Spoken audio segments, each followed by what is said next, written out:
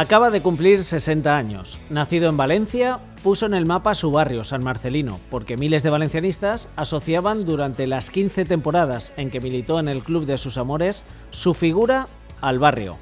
Es más, como cada uno de los 703, incluidos amistosos, supusieron una clase magistral de clarividencia y control del equipo desde el centro del campo. 703 partidos. Al nombre del barrio se le unió para siempre un reconocimiento al alcance de muy pocos. Ha quedado en la memoria colectiva de Mestalla como el catedrático de San Marcelino. Esos 703 partidos, 554 de ellos oficiales, le convierten en el jugador que más veces ha vestido la camiseta del Valencia. De momento nadie le ha superado.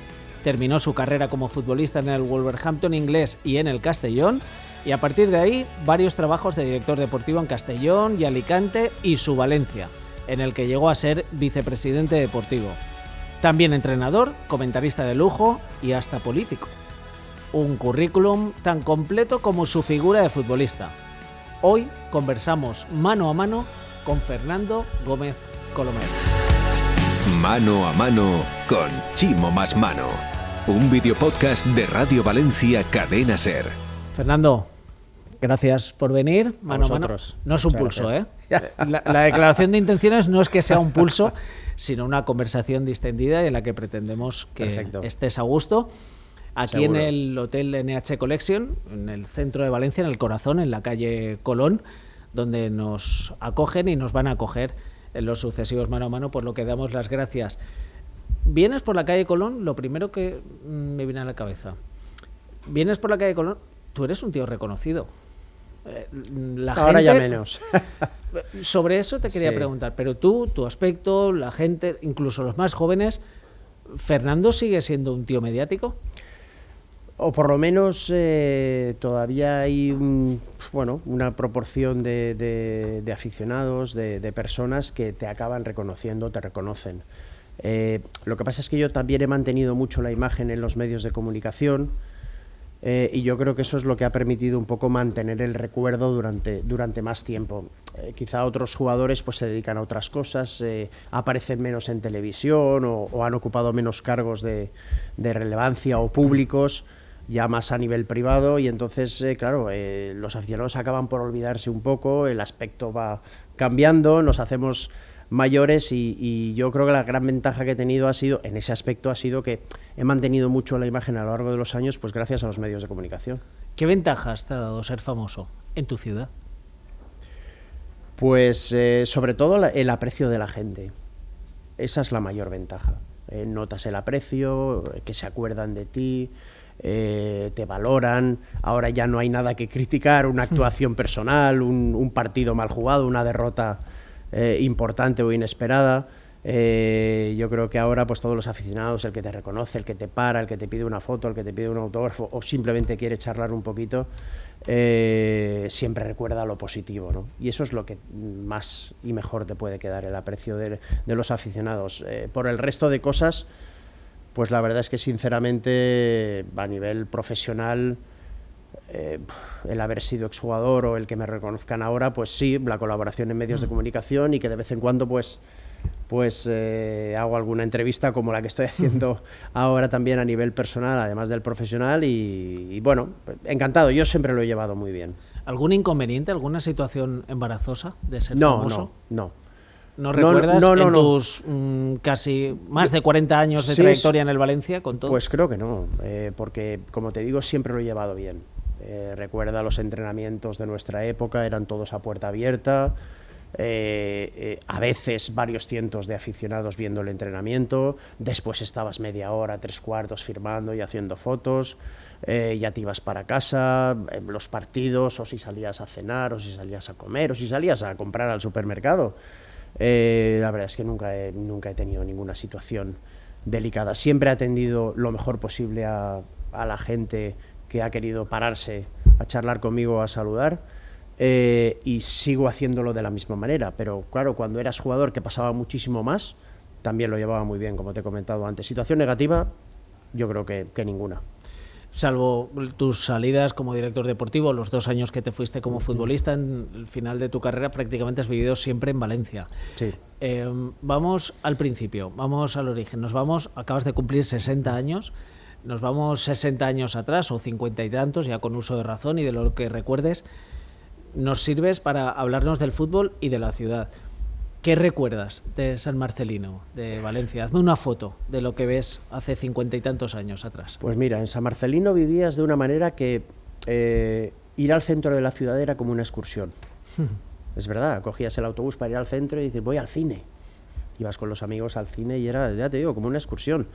Pero ir a la piscina municipal de Catarroja era otra excursión. O sea, era como un barrio ligeramente apartado de la ciudad, tampoco demasiado, pero en el que hacías toda tu vida. Yo tenía a mis amigos allí, ibas por la calle, bajar a la calle era pues salir con los amigos por el barrio y luego incluso cuando jugabas algún partidito en los bancales que había alrededor de las edificaciones, 4 piedras y a jugar, ya digo, y toda la vida la hacías allí. Bajabas a la panadería, ibas al supermercado, bajabas la basura, pues bueno, todo lo que tenías que hacer. Y ya digo, siempre con amigos de ahí del barrio. Incluso yo estudié en jesuitas y no tenía amigos del colegio, mis amigos eran del barrio, porque además yo jugaba allí, yo empecé a jugar a los 10 años en el colegio Salgui y entonces mis amigos eran de allí, del propio barrio. O sea, era una vida como muy centrada en lo que era el barrio de San Marcelino y pocas o relativas salidas al exterior, digámoslo así, al centro de la ciudad y a otros pueblos. ¿Y cuándo aparece un balón por primera vez? Pues yo creo que incluso antes de los 10 años, porque cuando yo decidí ir a probar al colegio Salgui, yo ya jugaba, pues bueno, allí son manzanas con patios interiores, aparte de los bancales que había alrededor de, como digo, allí cerca del barrio de San Marcelino, y a veces jugabas en los bancales y a veces jugabas en los patios interiores, era como el equipo de esta manzana contra el equipo de la otra manzana, y supongo que ya con 7, 8, 9 años pues estaría jugando esos partidos. Cuando tenía 10 años, pues claro, el colegio Salgui era muy importante en esas categorías, alevines infantiles, y era un club del barrio, un colegio del barrio con su club de fútbol. Y decidí, pues, voy a acercarme a ver si me pueden hacer una prueba. Y fui a probar de portero. Anda. Fui a probar de portero porque, pues en aquella época, pues ¿quién se pone de portero entre los amigos? Vale, pues me pongo yo. Y pues, bueno, pues no lo hacía mal. Y dije, pues voy a probar de portero. Y nada, y a la semana o así me fui y ya lo dejé. Pero luego volví y empecé a jugar, empezamos a entrenar, me quedé en un equipo pues que con 10 años ellos tenían 13, te necesitaban un permiso médico para jugar y ahí empezó todo. Habrías sido el primer portero con el balón jugado, ¿eh? Con tu calidad técnica. Con facilidad de los pies, sí, para jugar con los eso pies. Que ahora se requiere en los últimos Sí, tiempos sí. y en aquella época no. Los Exacto. porteros, imagínate cómo habría salido desde atrás, ¿no? Como un libre. El colegio jesuitas, ahí estaba tu padre, Sí. trabajando, estaban los hijos de Manolo Mestre, Sí. y ahí surge un flechazo también con el Valencia. Bueno, vamos a ver, lo que pasaba es que mi padre de vez en cuando le pedía alguna entrada a Manolo Mestre para poder llevarme al fútbol, para poder llevarme a ver el Valencia. Nosotros íbamos mucho a ver el Mestalla, domingo a las 12 de la mañana, íbamos mi padre y yo a ver el Mestalla, regaliz en mano, que la vendían de manera ambulante alrededor del estadio, sí. Y bueno, Manolo Mestre de vez en cuando pues le dejaba a mi padre un par de entradas pues para jugar cuando el Valencia jugaba contra el Cádiz, contra el Sporting, no los grandes partidos, pero sí cuando podía alguno de los partidos esos que se enfrentaba y que había más posibilidad, ¿no? de poder regalar entradas. Y recuerdo que seguramente muchas veces detrás de la portería y cosas de estas, pues íbamos de vez en cuando a ver un partido. Más que el flechazo con el Valencia en jesuitas, yo creo que se produjo por la relación del colegio Salgui, sobre todo con Vicente Guillot. Es decir, la relación era muy buena. El colegio Salgui, como te he comentado antes, destacaba mucho en esas categorías. Había muy buenos futbolistas que pudieron también perfectamente llegar. ¿A quién recuerdas? ¿Quién pues, estaba hombre, contigo? Recuerdo a Armando López Ingelmo, recuerdo a Juan Carlos Torres, recuerdo a José Girón, Vigara, los hermanos Berzal, bueno, Isidro, muchos. La verdad es que me sabe mal incluso dejarme algunos, Rocamora, la verdad es que Canete, pues bueno, fueron muchos porque estuve 5 años allí. Y como digo,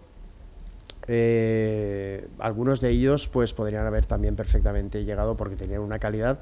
Yo siempre lo he comentado, alguno de ellos incluso parecía mejor que yo jugando y parecía que tenía más posibilidades, pero bueno, al final me tocó a mí. ¿Y no jugabas de portero? No. ¿En qué posición estabas entonces? Pues mis primeros años, el primer año jugué de libre.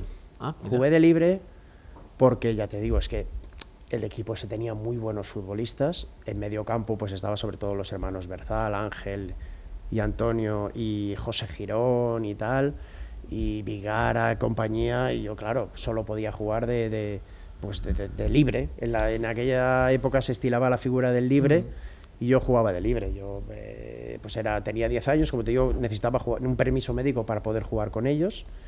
Bueno, y ahí empezó un poco todo. Estuve 3 años de alevín y 2 de infantiles. En aquella época la categoría de cadetes no existía. Ya era alevín infantil y de infantil pasabas a juvenil. Y de entre todos, has dicho que muchos podían haber llegado, pero en el que se fija y el que se lleva Guillot al Valencia es Fernando. ¿Cómo se produce ese momento? Se llevó a otros, pero sí, a mí también me llevó. Pues mira, en mi último año de infantil ya se contempló y se habló que la siguiente temporada ya debía ir al Valencia, juveniles, pero incluso siendo infantil, Vicente Guillot le propone al Colegio Salgui, a Paco y a don Francisco y don José, les propone él llevarme a un torneo de final de temporada con el juvenil de División de Honor a Murcia. Iba Tomateta, el entrenador, Vicente Guillot, y ahí estuve yo, en Murcia, en la Condomina. Pues no jugué ni un solo minuto, un par de partidos, pero jugando con el juvenil de División de Honor del Valencia, y yo allí, pues bueno, sentado en el banquillo, como te digo, pero ya siendo infantil, acompañando el equipo.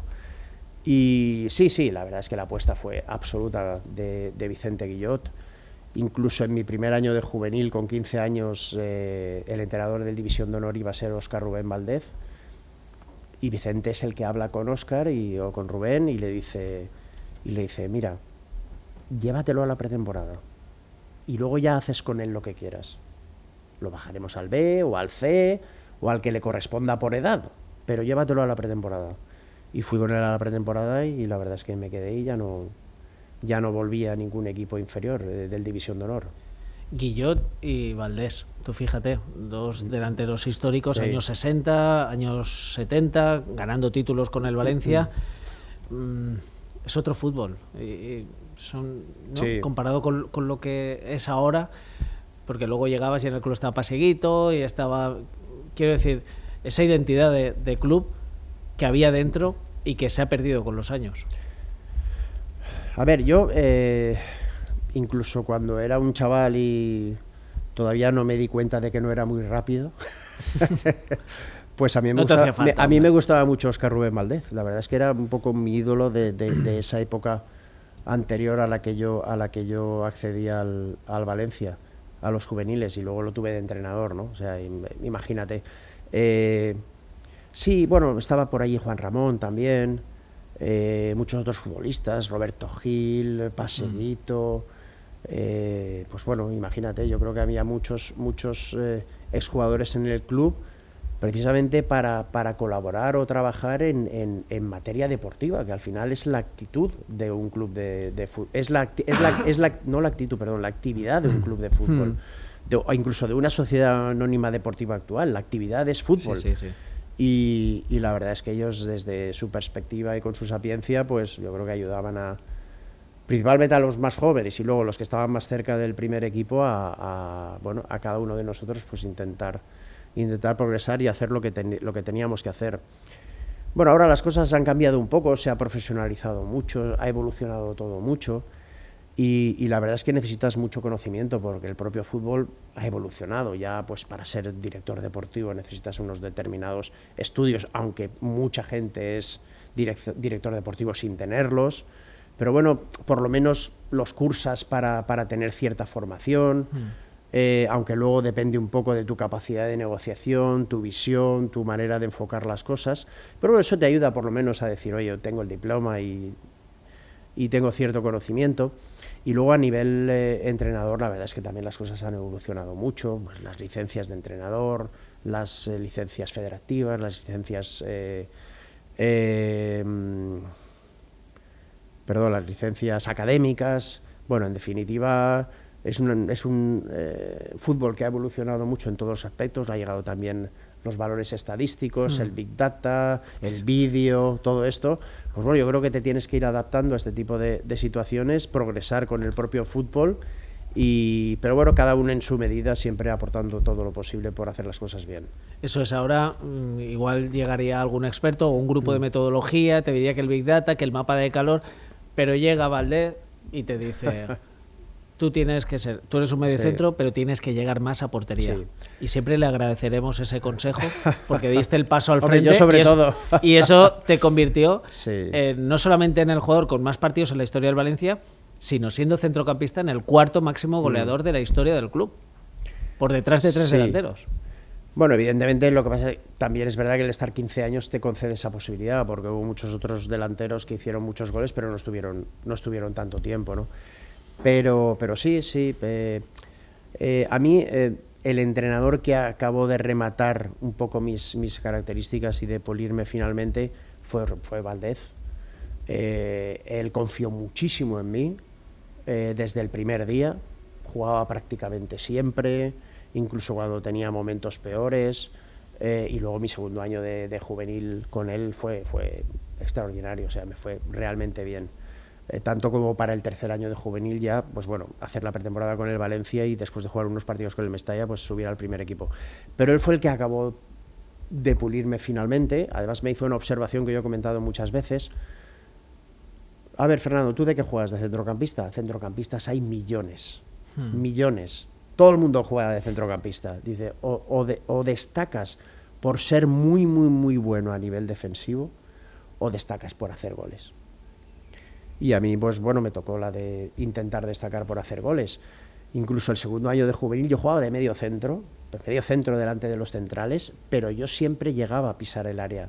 Yo jugaba con interior derecha, que normalmente era timoner, se llamaba timoner, y él tenía un poco la misión de, cuando vamos al ataque, Fernando va al área, tú te colocas de medio centro para intentar tapar ese medio centro defensivo que neutraliza un poquito o temporiza el posible contraataque del rival. Y bueno, y ahí empezó un poco todo, porque la verdad es que ese año en juveniles en División de Honor creo que hice más de 30 goles ya. Estás con 17, 18 años, juvenil, Mestalla, ya tocas el primer equipo. Quiero que lo primero, ¿cómo ibas a entrenar?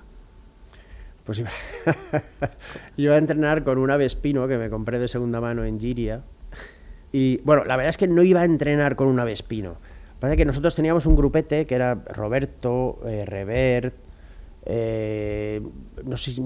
creo recordar que quizá alguno más, a veces me parece que venía Sempere, o a lo mejor me olvido de otro, que quedábamos en un kiosco de la avenida de Campanar, el de Eloína, el kiosco de Eloína, y desde allí salíamos en coche. Yo no conducía, yo tenía 17 años, y llevaba una Vespino amarilla, que me compré de segunda mano y que además me arregló Fernando Giner. O sea, el Chufa también era mecánico de motos. Sí, él es capaz de hacer todo. Y me ayudó, o sea, me la arregló, me la puso a punto. Y bueno, yo pues eso, por Valencia, y para ir al kiosco de Eloína para subir a entrenar, iba con el Vespino. Un día iba por el paseo de la Pechina, por delante de las torres de las Torres de Serrano, y un coche pitándome desde atrás, y era Paquito, mi entrenador. ¡Anda! Que sabía que era yo y me estaba y me dijo, aparta. Bueno, en aquella época, fíjate, además me extraña mucho porque por lo menos a mí no me dijeron nada por ir en moto. Yeah. Está como prohibido, porque claro, un futbolista sufre una caída y lo primero seguramente que verá afectados serán sus piernas o sus pies. Aún recuerdo imágenes posteriores De Mendieta con un vespino blanco, también le recuerdo cuando Sí. vino del Castellón, también recuerdo esas imágenes. Sí. Y Paquito te reconocería, porque entonces casco no... No, casco no, nada. Vespino, Ni sin casco, casco. Vespino, amarilla, o sea, vamos, Amarilla. inconfundible. Madre- ¿Y de quién era el coche? ¿De Roberto, que era un poquito más mayor, o...? No, sí, los coches O de otra cualquiera vez. de ellos, o de Roberto, de Reverto, o ya te digo, de Sempere, o de alguno, es que no recuerdo, ya te digo, si había algún compañero más, pero vamos, ellos tres casi seguro. Y cuando volvías a San Marcelino, ¿cómo fue en casa con tus padres? ¿Cómo se tomaron ellos? Porque hay padres que preferían que sus hijos estudiasen y lo del fútbol secundario, o que se dedicasen a trabajar empleado de banca Sí, o sí, fueran sí. funcionarios y lo del fútbol secundario. ¿Cómo fueron tus padres en la relación con el fútbol? Bueno, mi madre se quedó un poco al margen, o sea, ella, pues bueno, lo que fuese bien y lo que tuviese que pasar, porque tuviese que pasar. Mi padre era un poco el que marcaba. Para mi padre los estudios fueron siempre lo más importante.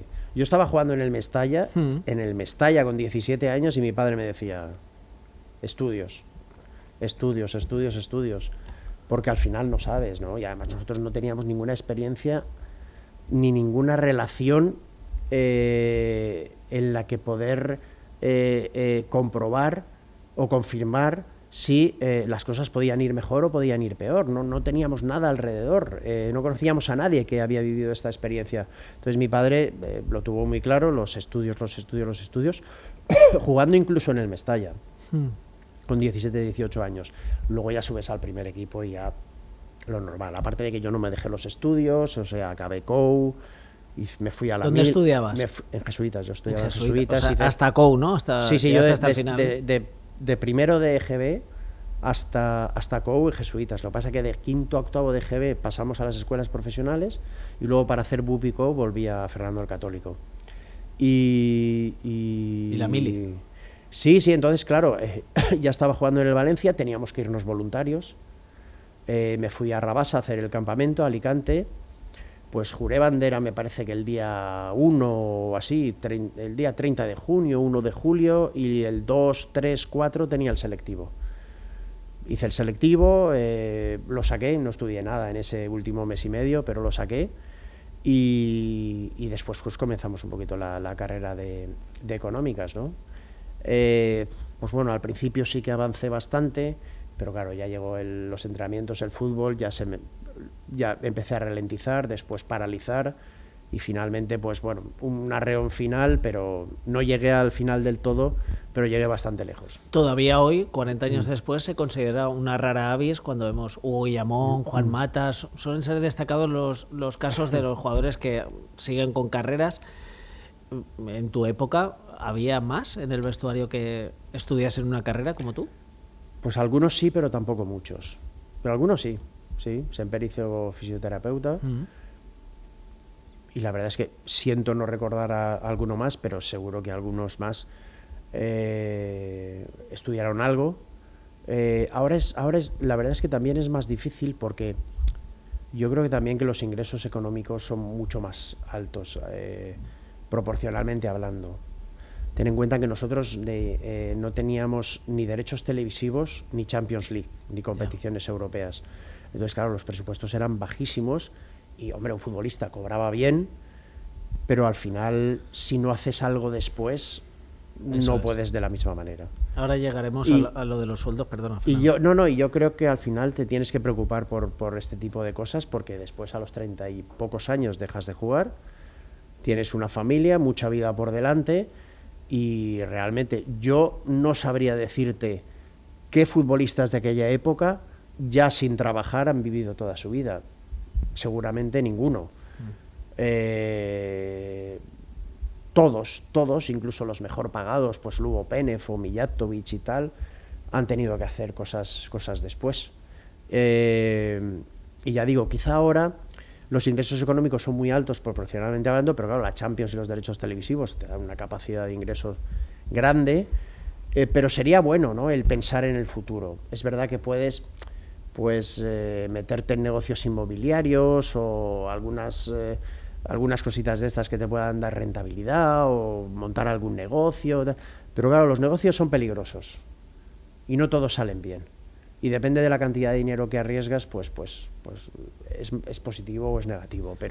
Pero yo creo que sobre todo es el hecho de decir, oye, ya acabo de jugar al fútbol, tengo 35, 36 años, 37, que ahora es más o menos la edad que se retira la gente, no 32 o 33 como nosotros, y decir, pues bueno, puedo hacer algo después del fútbol, tengo capacidad para hacer algo y algo de lo que ocuparme, porque si no, además es que la vida no... Es como si te jubilas a los 30 y pico años, no puede ser, tienes que seguir haciendo cosas y tener capacidad para poder hacerlas. Tenía previsto preguntarte después por esto, pero ya que como tú manejas, y como manejabas el balón y con esto yo voy detrás, quiero preguntarte por esto, precisamente, y además aprovechando, no sé, esta entrevista o este tipo de entrevistas, que es lo que pretendemos. ¿Tú te hiciste rico jugando a fútbol? Yo gané mucho dinero en relación a lo que es... ¿Cuánto cobrabas al año, tus mejores años? Ahora que has prescrito, más o menos. El año que más cobré en el Valencia, cobré 200 y pico mil euros. Creía que iba a ser 200 millones, pero no, 200 y pico mil euros. El año que más cobré en el Valencia de mis 15 años, 200 y pico mil euros. Que son unos 33, 35 millones de pesetas. Más o menos. Ahora vemos que las renovaciones son 1.8 neto. Bueno, son muchos neto. Son muchos años después. Y lógicamente, pero te voy a poner un ejemplo. Yo me dejé el Valencia en el 98. Pues si miras un poco el salario de Angulo, por nombrar, del 99 o del 2000, igual ya era... Ya estaba en las teles. Ya era 5 o 6 veces mayor que el mío, y él llevaba un par de años en el equipo y yo llevaba 15. Ya llegaron los derechos televisivos y después la Champions. Que yo me alegro. El dinero del fútbol para los futbolistas, que son los que juegan, siempre y cuando los clubs no tengan deuda. Pero siempre y cuando los clubs no tengan deuda, el dinero del fútbol para los futbolistas. Y me alegro. Pero bueno, es una diferencia que con nosotros no se dio. Y al final yo gané bastante dinero, pero no te da para vivir toda la vida, ni mucho menos. A eso es a lo que iba. Tú has tenido experiencia, has tenido inversiones, tú has seguido trabajando y además has sido público, como director deportivo, como entrenador, como comentarista, que te vemos todos. Pero tú también destinaste y has tenido inversiones fallidas. No. ¿Has tenido algún problema económico en algún momento? Yo al final siempre... yo me metí en la cabeza el trabajar siempre por cuenta ajena. No montar nada yo que me pudiese ir mal. Y así funcioné toda mi vida. Hombre, sí que a nivel inmobiliario pues hiciste un par de cositas o tres, pero luego el paso del tiempo pues te ha obligado a venderlas. Es así. Porque es difícil, como digo yo, es difícil encontrar un trabajo actualmente que te permita ingresar más de lo que gastas. Y gastando una cosa absolutamente normal, pero es difícil. ¿Compañeros, amigos de esa época a los que hayas tenido que ayudar, ha habido? ¿Que yo haya tenido que ayudar? No. Sí, o que sepas que han pasado por situaciones complicadas. Pues económicas. No, hombre, quizá a través de la asociación de futbolistas, pues sí que te has enterado de algunos nombres, pero a los que yo haya tenido que ayudar, no. ¿Y cuántas veces, no sé si lo has pensado por lo de los ISIS, si hubieses nacido precisamente por eso que decías, 5 o 10 años más tarde, por lo de la economía? Porque tú, Fernando, habrías sido un jugador muy bien pagado, que lo fuiste en tu época, pero precisamente a principios de siglo, con la entrada de las teles, tú, Fernando, te habrías forrado. O sea, quiero decir, habrías ganado mucho dinero porque eras un jugador muy importante y determinante. Si hubiese podido desarrollar el fútbol o mi fútbol de la misma manera, sí, un centrocampista que hace goles, que juega siempre, que organiza el juego. Además, ahora hay muchos entrenadores que les gusta jugar al fútbol. Estamos viendo futbolistas que cuando hacen las cosas fáciles y fallan poco, cometen pocos errores y además son importantes en ataque, pues son futbolistas muy atractivos, ¿no? Bueno, sí, efectivamente, pero me tocó vivir otra época. Hablabas de Paquito y volvemos a cuando llegas al Valencia, al primer equipo, además de tus encuentros en las Torres de Serrano, en los semáforos, impidiendo el paso con el Vespino. Quiero que me hagas una foto, que cierres los ojos, te pido varias fotos del vestuario del primer equipo del Valencia. Cuando yo llegué, Cuando tú llegaste. a ver, el vestuario del primer equipo... Descríbemelo, como hacía el bueno de Españeta, que se sabía de memoria, incluido Españeta, claro, que se sabía de memoria el orden de las perchas. Algún balón le he visto yo firmar y lo hacía en orden según las perchas. Que tengas esa memoria fotográfica. A ver, el vestuario del Valencia cuando yo llegué, imagínate, pues un mes y medio después del gol de Tendillo contra el Real Madrid que evitó el descenso. Año 83. Exacto. Algunos de los futbolistas más importantes de aquella época dejaron el club, Solsona, Carrete y algunos más. Pero claro, quedaban los Arias, Tendillo, Roberto, Botubot, Sempere, Manzanedo, Castellanos, Kempes, Saura, Idígoras, Pablo, Vermey, Serrat, pues quedaban todos estos también. Y el vestuario, pues bueno, yo creo que un vestuario del fútbol siempre es algo llamativo. Muchas personas y jugadores importantes mezclados en el mismo espacio, un colectivo compuesto por miembros que, bueno, cada uno a su manera somos relativamente egoístas. Un jugador joven que con 17 años llegó a ese vestuario y rodeado de jugadores que habían sido estrellas y todavía muy reconocidos dentro del Valencia, Mario Kempes entre ellos, claro, pues bueno, con toda la humildad del mundo, tratando de no cometer ningún error, de ser aplicado, de ser discreto, de entrenar, callar y marcharse, de aprender, y bueno, y la verdad es que yo tuve la inmensa fortuna, la gran suerte de estar rodeado de jugadores que me ayudaron mucho. Yo creo que nos ayudaron a todos en aquella época los que subimos ese año, pues los Rever, Sixto, Granero, García Pitars que vino después, compañía, pues yo creo que todos aprendimos mucho y la verdad es que el vestuario, siendo un vestuario en el que en aquella época las jerarquías se marcaban mucho, el jugador experimentado con respecto al jugador joven y pipiolo que llegaba en ese momento, la verdad es que el comportamiento de aquellos futbolistas fue excepcional y a mí particularmente la verdad es que todos me ayudaron mucho. Yo no sé, quiero pensar que a lo mejor vieron algo en mí que podía, que les pudo hacer pensar, bueno, pues a lo mejor este puede irle bien y la verdad es que siempre noté muchísimo su cariño y su colaboración y su ayuda, sí. Ya dejas el Vespino, te sacas el carnet, ¿con cuántos años? Hombre, pues con los 18, claro. Bueno, no, hay algunos que han tardado. Sí, no, pero yo con 18 años, rápidamente, sí. ¿Y qué coche te compras? Un Renault 5. Ah, mira, qué chulo. Había un Renault 5 en aquella época negro, que tenía unas rayitas, creo que había de diferentes colores. No. El tuyo era el 5 normal, ¿no? pero tenía unas rayitas laterales así y el mío eran como doradas y tal, negro doradas.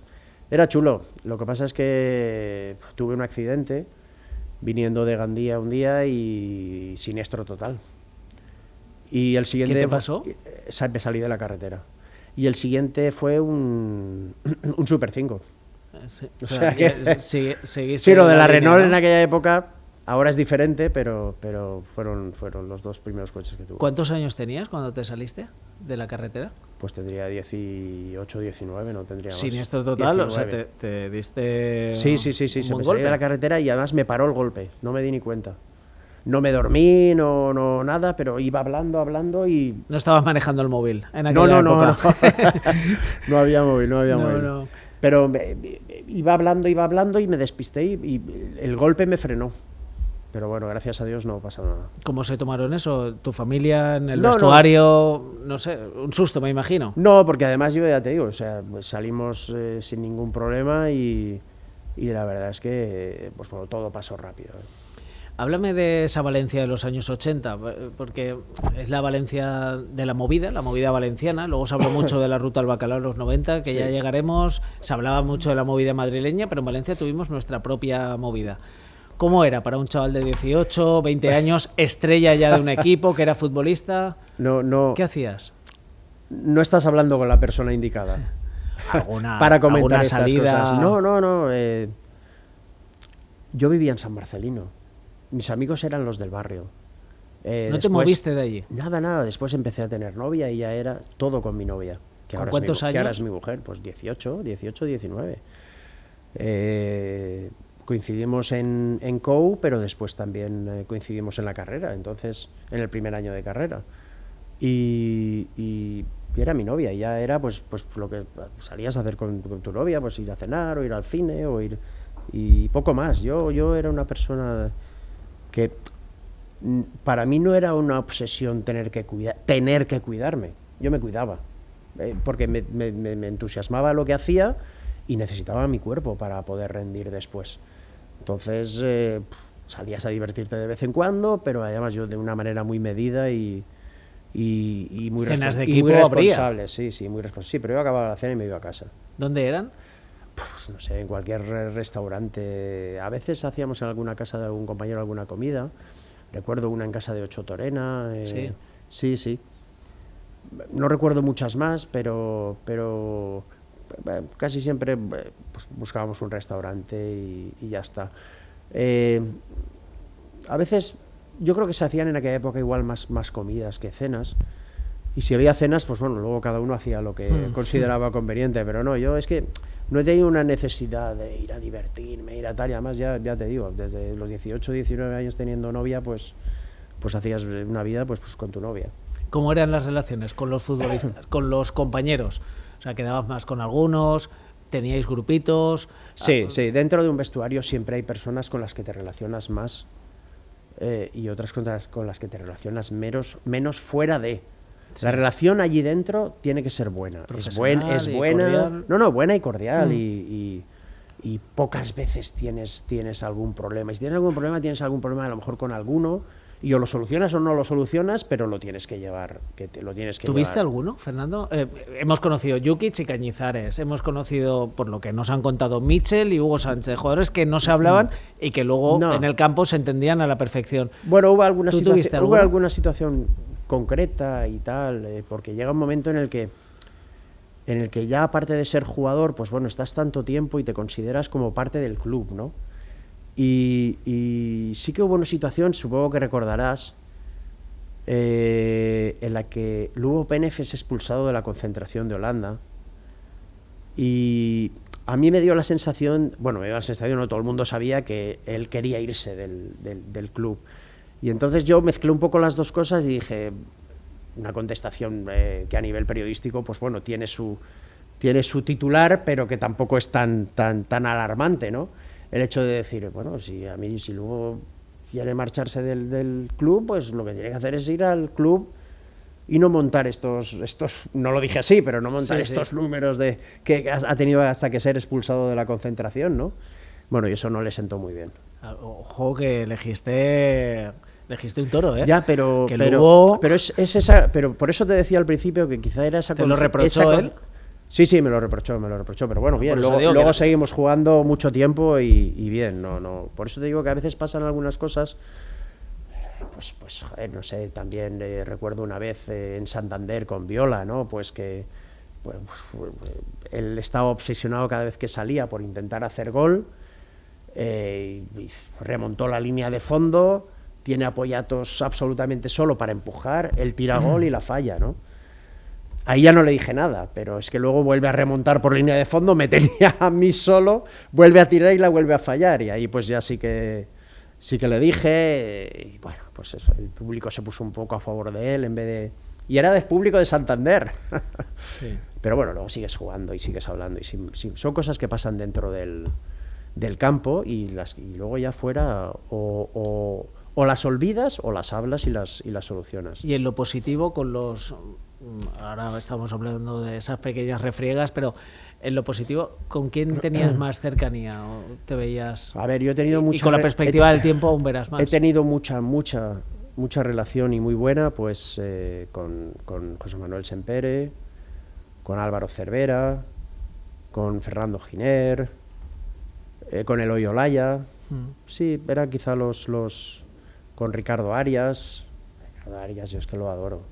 Es que además te encuentras con él y cómo te saluda, cómo te habla, cómo te aprecia, es que se hace querer. Se hace querer. Y A Arias le pasa como te decía yo a ti al principio. Arias va, además de que lo ves con la figura esbelta, es que el último partido que hice yo en Mestalla bajó, iba delante de mí, y yo digo, Arias, que lo leí en la biografía que escribió nuestro jefe Fran, es del 57, o sea, son 68 años. sí, sí. Y lo ves caminar Sí, sí. y es como cuando tenía 25 saliendo con un balón controlado de atrás, ¿no? Siempre ha estado muy, muy delgado y Y es como pasa contigo. Sois leyendas y por algo es. O sea, Arias pasa por la calle Colón y todavía la gente Sí, sí, se queda mirando. seguro, y no seguro. sesentañeros ni cincuentañeros. O sea, Seguro, gente seguro. que reconoce a una leyenda. bueno, pues esos fueron los compañeros con los que y quizá me olvide de alguno, pero vamos, esos son los compañeros con los que siempre he tenido más relación después de retirado, incluso con Boro también, con Camarasa. A veces íbamos a comer o a cenar juntos con las mujeres y tal, o sea que sí, es con los que más relación he tenido. Tú viviste una transición, no te voy a preguntar porque ya lo hemos hablado mucho, lo hemos repasado en muchos capítulos, la trayectoria deportiva del Valencia y tú dentro de ese vestuario, el ocaso de los años 80 que termina con el descenso, el renacimiento del año 87, volviendo a Primera División, volviendo a Europa, espárrago. Pero yo quiero hablar más de lo personal. ¿Cómo viviste tú el liderar a un equipo que renació de sus cenizas, que tocó fondo y que se convirtió en un nuevo Valencia? Bueno, no me considero líder de aquella época, es decir, yo... Capitán.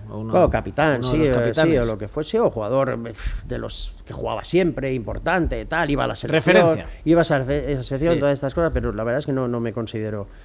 sí que es verdad que me dolió mucho el caer lesionado justo aquella temporada en la que descendimos, porque yo me lesioné el 15 de diciembre y ya no jugué nada en todo el año. Entonces lo viví todo muy desde fuera. Yo entrenaba solo, me recuperaba solo, no viajaba, no jugaba, no iba a los partidos, me iba a la grada y los veía.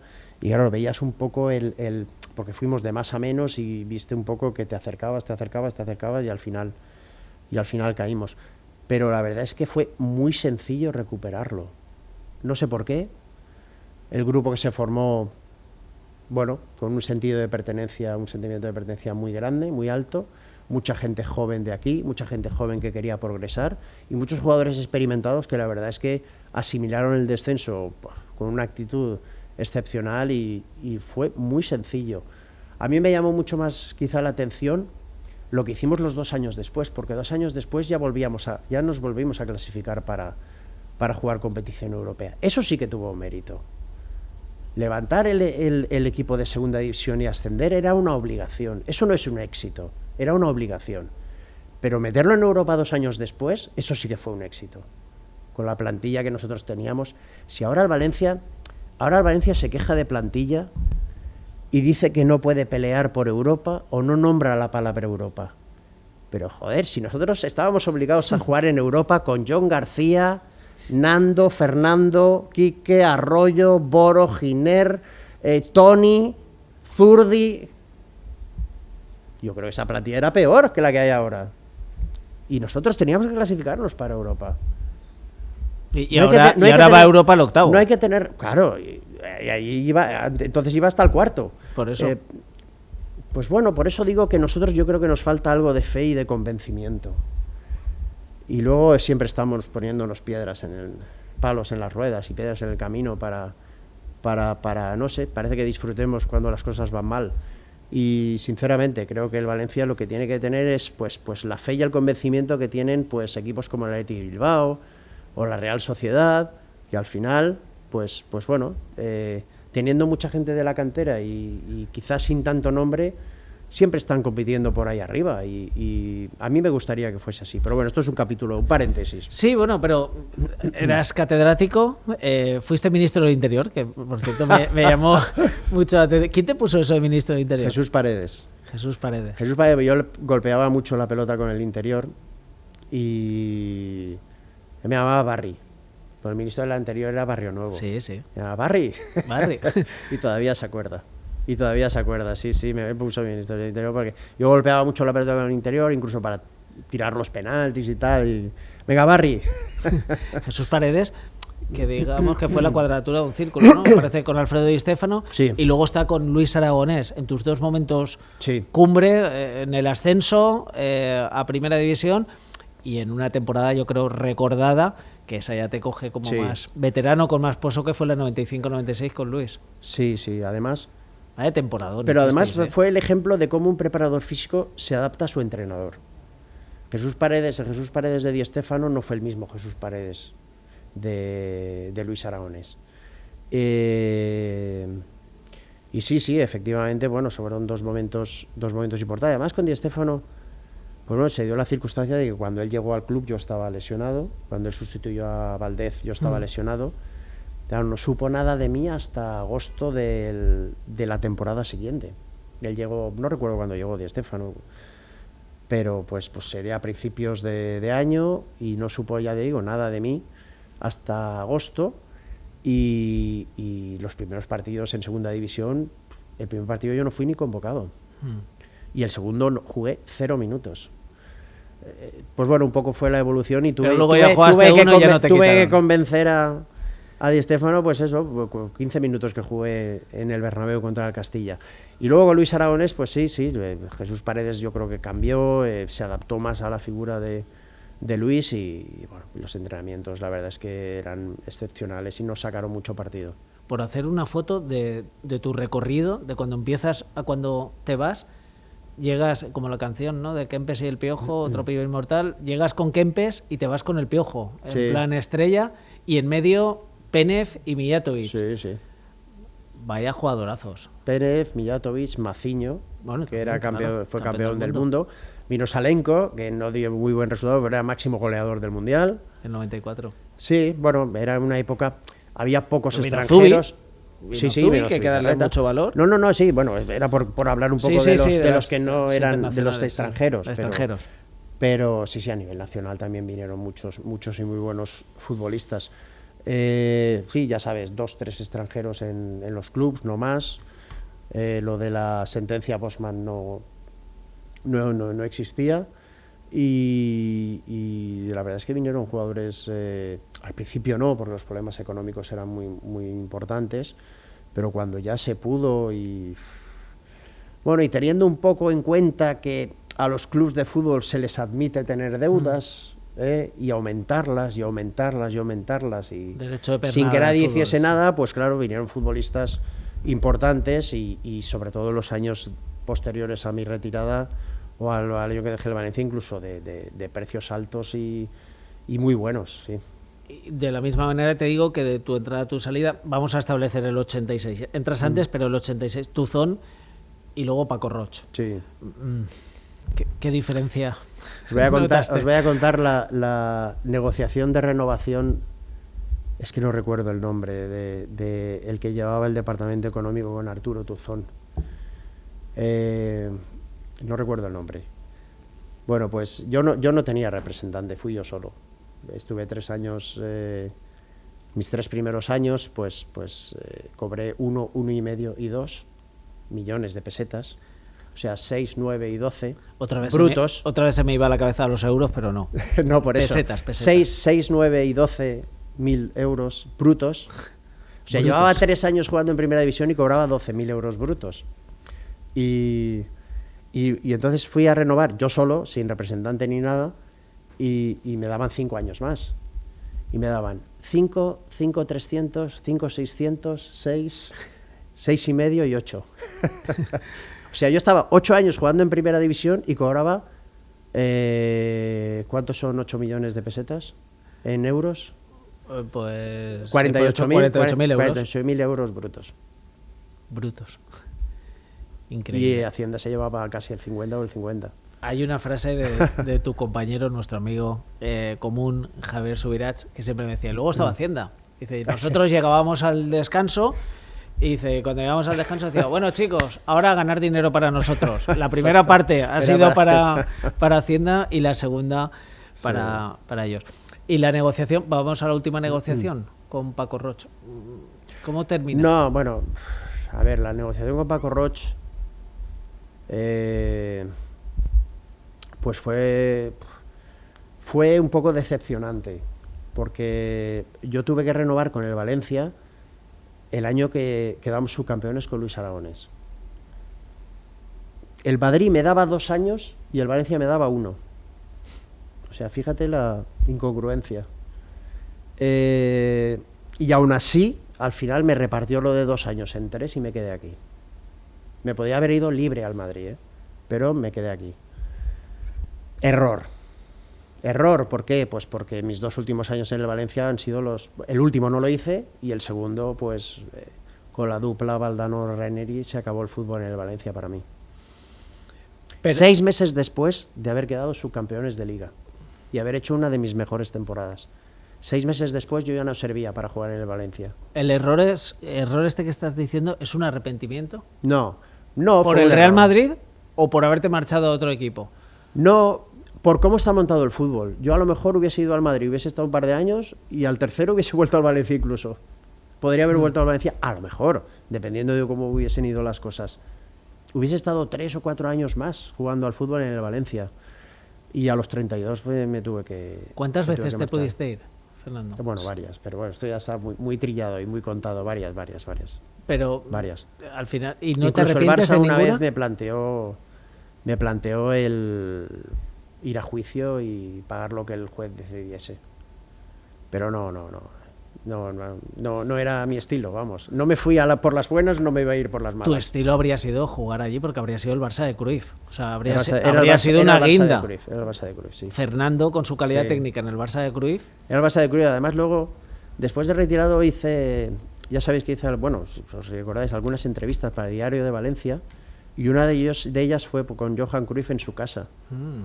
Y estuvo muy bien, la verdad es que estuvo muy bien. Estas cosas que pasan. Vaya 2 peloteros, ¿eh? No, pero es un tipo, yo tengo preparada una charla, conferencia y tal, y el primer vídeo es suyo. Y hay otra diapositiva y tal, que son frases suyas.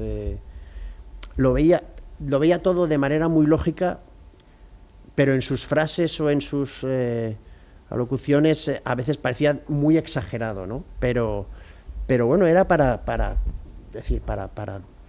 hacer ver que las decisiones se han de tomar de manera lógica y que el fútbol a veces no es tan complicado como queremos hacerlo.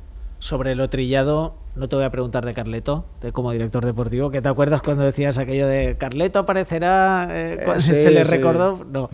No, pero es llamativo, o sea, yo es que me río de eso, pero si haces repaso de algunos otros, no jugadores, digo directores deportivos, pero eso nunca pasa. ¿Ves? No se recuerda los errores de este, o los errores del otro, o los errores del otro. Pero en mi caso sí. ¿Consideras que tenías más focos como futbolista? No sé, tu relación con Mestalla en algún momento también tensa. Bueno, pero eso como es director normal. Deportivo, no es lo mismo XX que Fernando Gómez Colomer. Yo creo que mira, yo no soy simpático, no soy guapo, no sonrío, no me relaciono demasiado bien. Eso me perjudica. Y me ha perjudicado mucho en mi vida. Mucho. Si a veces te planteas, ¿qué le dirías a tu hijo? Es que no te sale decirle, fórmate, estudia. No, te sale decirle, relaciónate bien, sé simpático, sé pelota, sé tal, que llegarás lejos. No, a mí todo eso me ha perjudicado mucho. ¿Te duele no estar en el Valencia, Fernando? No. ¿Por qué no estás? Quiero decir, ¿cuál es tu última conversación con alguien del club para estar? ¿Para estar? No, desde que Llorente me despidió con nadie. Nadie. Pero ¿sabes qué pasa? Es que yo no sé si a lo mejor soy idiota o soy demasiado justo. Yo no tengo derecho a estar enfadado por no estar en el Valencia cuando hay muchos otros compañeros que a lo mejor merecen estar también. Yo no estoy, pues no estoy, como muchos otros que no están. Esto es una cuestión de relación y deseo. Si alguna vez alguien quiere algo, pues ya sabe dónde estoy. Y si no quiere nada, me buscaré la vida por otro lado. No hay problema.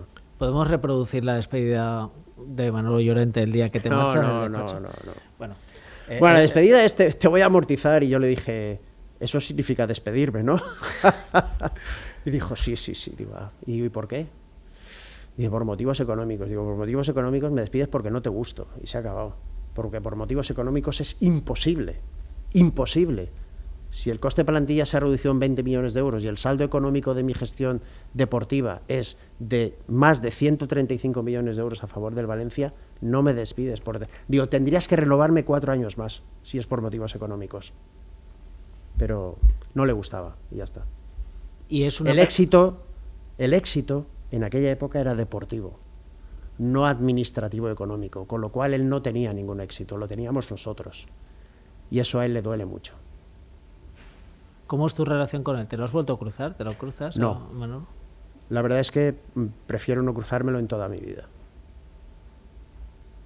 Se te nota dolido, ¿eh? Y han pasado es que 15 años. Es que mi vida cambió absolutamente, y mi hijo tuvo que vivir 6 años fuera de casa por su culpa. Entonces eso no se lo perdonaré nunca. ¿Por qué? Pues porque mi hijo acabó saliendo del Valencia ese mismo año. Él jugaba en el equipo de Gallá, de Salva Ruiz, de Grimaldo. Él jugaba en ese equipo. Y ese mismo año se tuvo que ir, dejó de jugar. Se tuvo que ir. Y que no pasa nada, pero vivió 6 años fuera de Valencia por culpa de esa salida del Valencia. Y eso no se lo perdonaré nunca.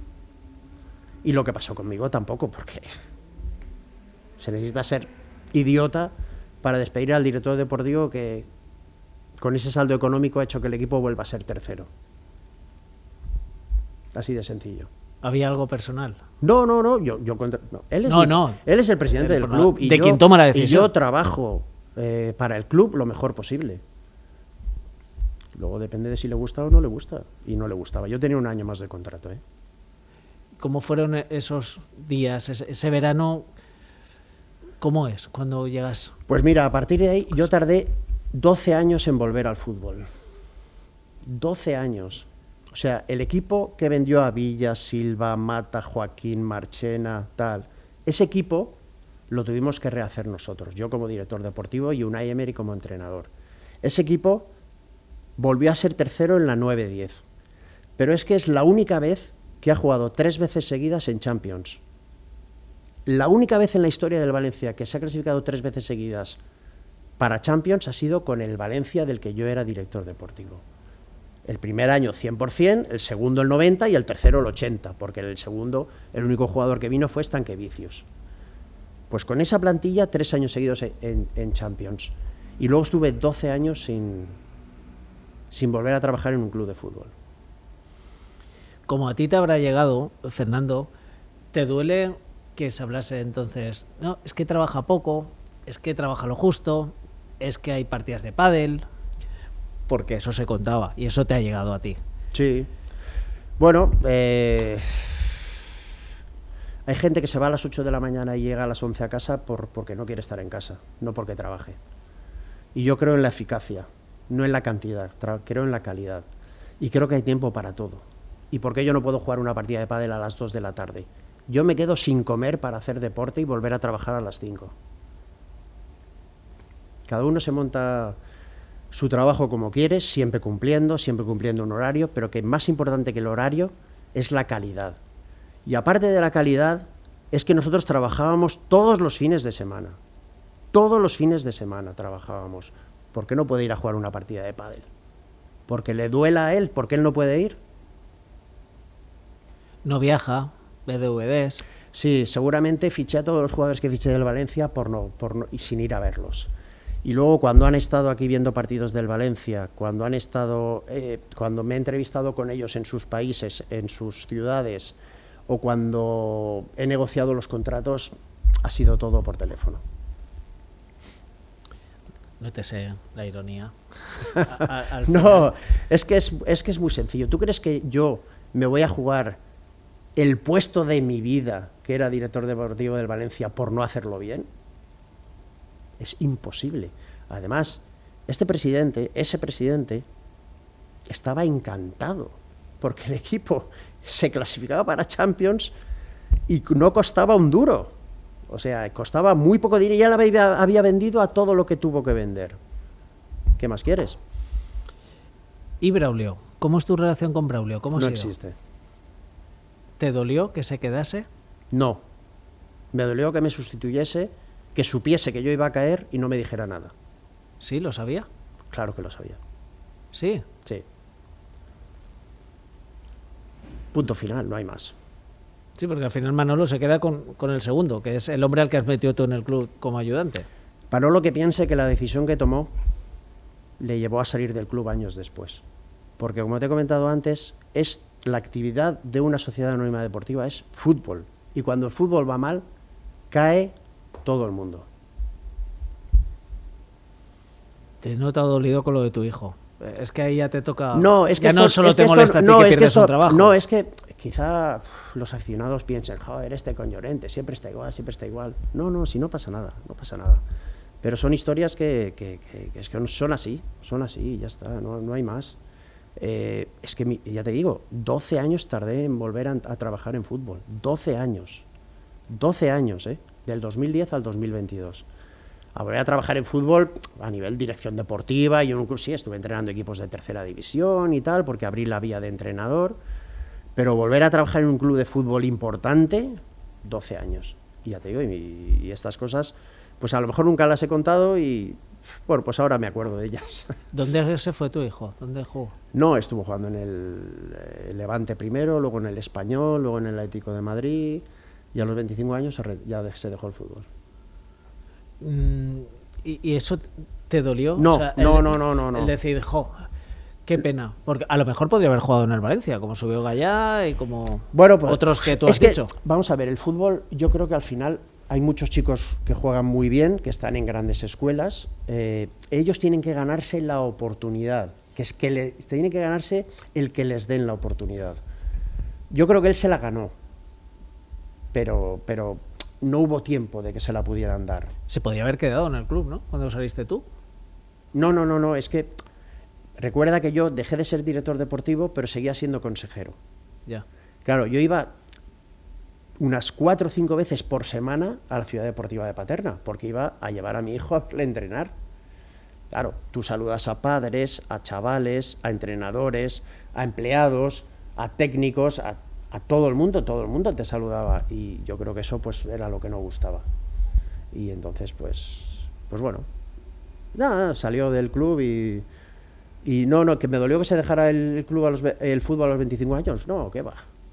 Yo no soy de los que considera, yo además era un padre, creo que un padre que hacía las cosas bien, me ponía en un rincón, veía el partido y no hacía muchas cosas más, la verdad. Aún está alucinando el compañero Sergio Sauca de tu pullita aquel día que era un Valencia-Bayern de Múnich, creo, ¿no? Que estaba Bueno, Rummenigge. me llamaron la atención. Rummenigge y compañía, dijiste, al lado de una leyenda del Valencia, ¿verdad? Me llamaron la atención. No fue. Vamos a ver, enfocaron al palco y claro, Bayern de Múnich tenía 5 o 6 Uli jugadores. Hoeneß, Rummenigge. Y dijeron, bueno, ahí vemos el palco de Mestalla, plagado de exjugadores y tal. Claro, él estaba en medio porque era presidente del Valencia, ¿no? Y bueno, llegaste la broma esa y ya está. Y digo, no sé qué jugador es este. Fuiste ácido, ¿eh? Bueno, ya es que hay cosas. Ya. Hay veces, mira, al paso del tiempo y un poco hay veces que hay cosas que a veces te salen. Y es una irresponsabilidad, la verdad es que es una irresponsabilidad, pero bueno, que cada día las cosas te importan menos. Y para acabar, ¿te duele? Porque claro, último título, Supercopa de Europa, año 81. Sí. Siguiente título, año 99. Justo un año después de que te marcharas. Sí. Jugador con más partidos en la historia del Valencia. Por eso decía lo de los temas trillados. Sí. El que se recuerde que el jugador con más partidos en la historia del Valencia Sí. no tiene ni un solo título. No, claro que me duele. Te duele no haberlo ganado, me imagino. Claro. Pero que... Y además te pongo ejemplos. Hay jugadores muy importantes, que son muy recordados y muy bien recordados, que han ganado una Copa del Rey. Pues Piojo, Villa, compañía. Imagínate que llegó como llegó yo con una sola Copa del Rey. Pues bueno, jugamos una final y la perdimos. y 2 veces subcampeones de liga, que eso sí que es ya más complicado. Pero bueno, no ganamos ningún título.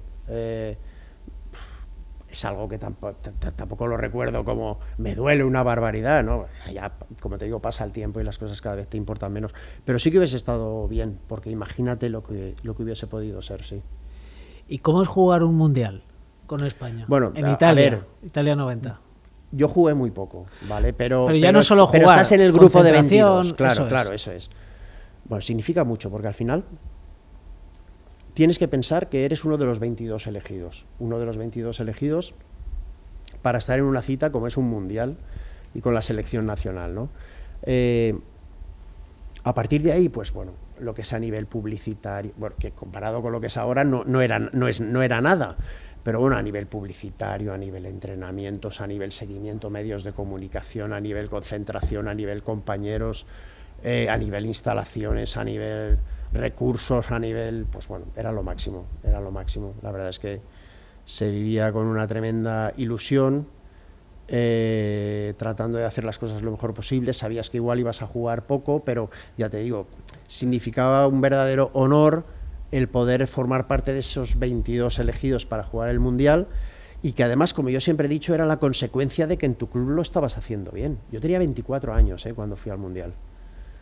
Incluso esperaba haber ido a algún evento, algún acontecimiento deportivo, pues quizá la siguiente Eurocopa o quizá el siguiente Mundial, porque ya después del Mundial empecé a ser titular con la selección.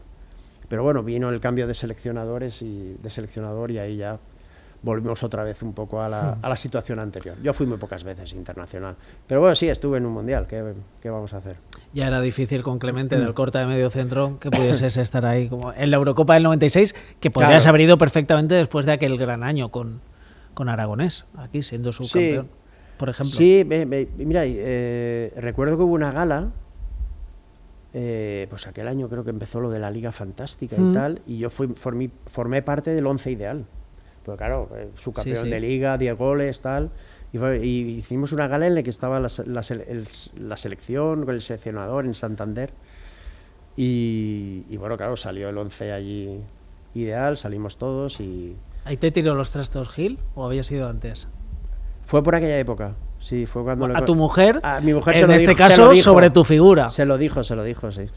Se lo comentó, pues he intentado fichar a tu marido. Es que lo de ganar títulos, ningún título en el Valencia, pero te podrías... Lo que también hay que darle valor es que te podrías haber hinchado a ganar títulos. Te quiso el Madrid de la quinta. Ya, sí. Te quiso el Barça del Dream Team. Incluso ese Atlético que venía de ganar el doblete con Radomir Antic. Sí, es que al final, Chimo, uno de los motivos por los que siempre me quedé era porque quería ganar un título en el Valencia. Y al final no lo conseguí. Por un año. Siempre me queda... Bueno, pero de todas formas... Tengo por un año, si me hubiese quedado ese año y hubiese jugado 3 partidos, pues tampoco me hubiese considerado demasiado campeón, la verdad. Porque el año anterior jugué 9 y por eso me fui, pero vamos, que te hubiese gustado ganarlo, pues bueno, en el 95, en la final del Agua, o cuando quedamos subcampeones de Liga con Espárrago. Fíjate, con Espárrago quedamos subcampeones de Liga, o con Luis Aragonés, hicimos 84 puntos con Luis Aragonés. Pues bueno, pero no pudo ser. ¿Te has dado cuenta? No te he preguntado por Peter Lim. Y por el Valencia actual, ya has dicho tú algún trazo. ¿Qué futuro le ves? Vuelvo a la bola y a la clarividencia del catedrático. El futuro que veo es ojalá venta. Ojalá venta. Pero mientras... también, primero que lo veo complicado, ojalá se produzca y cuanto antes mejor, pero también preocupado por quién será el que compre. Ya. ¿Quién será el que compre? Porque aquí hemos tenido la experiencia de que se necesitaba vender y el que vino, el comprador, pues no fue el adecuado. Finalmente no ha sido el adecuado. Pues eso, ojalá venta, porque yo creo que ya no debe seguir más, porque esto ni invierte, ni saca beneficio, tiene problemas sociales, deportivos y económicos. Pues oye, vende y sal de aquí y ya está, porque además le va a sacar mucha rentabilidad a la venta. Y si vendiera, pues ya te digo, a la expectativa de ver quién es el que compra, porque claro, el que compre tiene que hacer las cosas muy bien y seguir gastándose mucho dinero. ¿Por qué? Porque vuelvo a repetir por tercera vez, la actividad de la Sociedad Anónima Deportiva es fútbol y existe una figura que es control económico de la liga. Y si tus ingresos son estos y te dice que tu plantilla cuesta 60 y tú preguntes, ¿y qué tengo que hacer para que cueste más? Poner más. Pues vamos a ver, porque si va a venir, va a comprar, va a acabar el estadio, muy bien, a lo mejor se queda el viejo o lo vende, pero luego la plantilla sigue costando 60 o 65, pues va a ser un problema. ¿Cómo habría sido el Valencia si hubiese accedido Fernando al poder, como planteaste? ¿2013 era? Pues ya no me acuerdo. Sí, antes de la, Porque antes de la venta, lógicamente. Sí. Bueno, pero antes de la venta y antes de que existiese el control económico sí. de la liga, o sea, al final, pues de hacer las cosas de manera lógica. Un grupo de valencianos con alguien detrás que tenía capacidad para comprar las acciones y después seguir invirtiendo en el club, y a partir de ahí, pues bueno, las cosas sobre todo, pues hacerlas de manera lógica. Era lo que se intentaba conseguir. ¿Volverás algún día al Valencia? ¿Te ves algún día en el Valencia? Pues, ni me preocupa, la verdad es que ni me preocupa, no lo sé. La verdad es que no lo sé y no me preocupa, pues eso, seguir teniendo una actividad que me guste, estoy teniendo actividad y sí que es verdad que noto la necesidad de estar trabajando para alguien a nivel exclusivo, es decir, me explico, a nivel club, a nivel, no sé, institución, a nivel federación, es decir, trabajar para alguien en concreto, desarrollando pues cosas del mundo del fútbol, sí. Pues ojalá, porque ¿cuántas veces habrás escuchado? Fernando sería un magnífico portavoz, ¿por qué no está Fernando en el Valencia? No, pero es otro de los temas. Muchos aficionados piensan que a veces no soy muy agresivo en las declaraciones en contra de Peter Lim o de Meriton, porque quiero entrar. Pues yo no voy a entrar con ellos nunca, o sea que lo tengo muy claro. Lo que pasa es que a veces, pues bueno, estás en... Ojo, que esto lo grabamos, ¿eh? No, quiero decir que yo no, con ellos tengo claro que no voy a entrar nunca, entonces lo que pasa es que quizá uno es de otra manera o lo dice sin insultar y sin ser demasiado agresivo, pero te lo he comentado, o sea, yo creo que el futuro del Valencia a corto plazo debería ser ese, no sé si va a ser, y si no es ese, pues que las cosas cambien y a nivel deportivo pues las hagan mejor, porque vuelvo a repetir, con el control económico de la liga es la única manera de ir levantando esto. Pues ojalá un futuro con Fernando en el Valencia. Ahora me firmas, tienes biografía propia, ¿eh? Un libro muy chulo. Algunos episodios de mi vida, sí. La zona del 10. Y que ojalá un futuro con Fernando, porque creo que será un Valencia mejor con Fernando dentro. Muchas gracias, espero que hayas estado a gusto. Sí, muy a gusto. Y ser nuestro primer invitado mano a mano. Venga. Gracias, Fernando. Pues este ha sido el primer capítulo de nuestro Mano a Mano. Espero que les haya gustado y les esperamos en el siguiente, que será el segundo. Ya les avanzo que también tiene que ver con el fútbol y con otra leyenda del Valencia. Les esperamos en el próximo Mano a Mano. Mano a Mano con Chimo Más Mano. Un videopodcast de Radio Valencia Cadena Ser. Disponible en radiovalencia.es y redes sociales.